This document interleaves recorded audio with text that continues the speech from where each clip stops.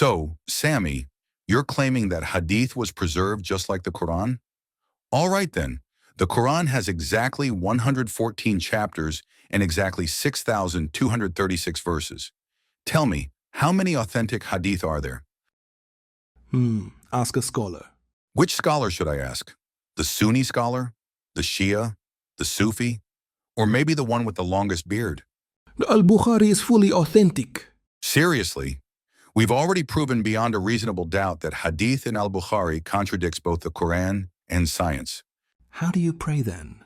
There it is again, that same weak argument. That's like saying, bananas are yellow, so strawberries must be red. Just because the Quran doesn't describe prayer in the level of detail you expect doesn't prove Hadith is authentic. And even if we relied on Hadith, there are many conflicting narrations about Salah too.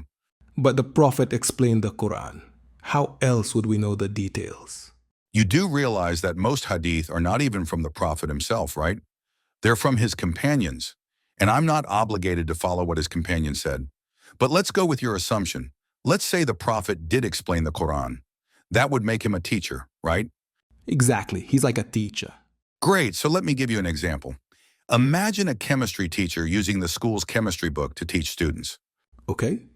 Can that chemistry teacher teach things that aren't in the book? Of course not. Exactly. And on exam day, students won't be questioned about anything that wasn't in the book. That's right. And that's exactly what Allah said. You will be questioned about the Quran, not Al-Bukhari, not Al-Kafi.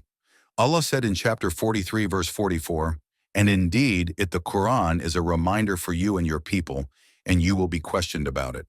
So if we apply the same logic, Hadith, like Al-Bukhari, should be explaining unclear parts of the Quran, not adding new rules and laws that aren't in it. I guess that makes sense. Tell me, Sammy, where do I find stoning in the Quran? Where does it say to kill anyone who leaves Islam? Where is the verse that forbids owning a dog? Where does Allah describe women as deficient in intelligence and religion? Where does it say that most of the people in hell are women? Of course, there are endless more examples. How did you learn how to pray? All right. Let's just end this conversation. Thank you for watching. We hope you enjoyed discovering the real Islam and found the information helpful.